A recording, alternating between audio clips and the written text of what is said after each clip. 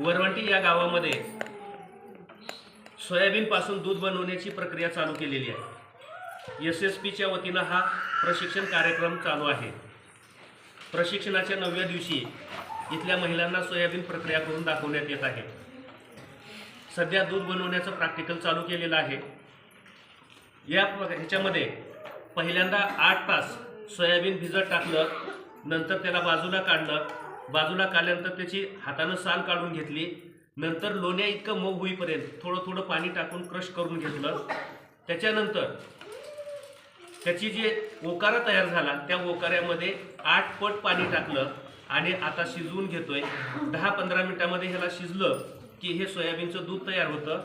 गाळून घ्यायचं आहे।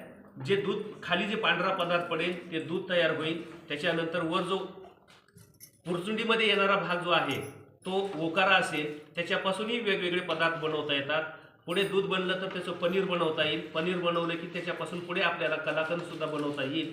अशा पद्धतीनं दही बनवता येईल। दही बनवलं की त्याचा चक्का काढता येईल। चक्का काढलं की त्याचा आपल्याला श्रीखंड सुद्धा तयार करता येईल। ओकाऱ्यापासून भुर्जीही तयार करता येते, पुरणपोळीही करता येते। त्याच्यानंतर त्याच्यामध्ये थोडंसं मध्ये साखर वगैरे मिसळून किंवा फ्लेवर देऊन लहान लेकरांना श्रीखंडासारखा तो पदार्थ खायलाही देता येतो। ज्या पद्धतीनं आपल्याला पदार्थ बनवायचा आहे त्या पद्धतीनं बनवता येतो।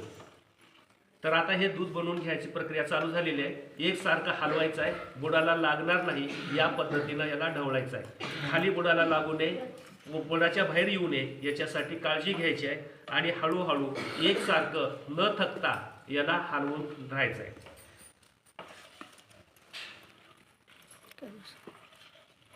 बोला आता।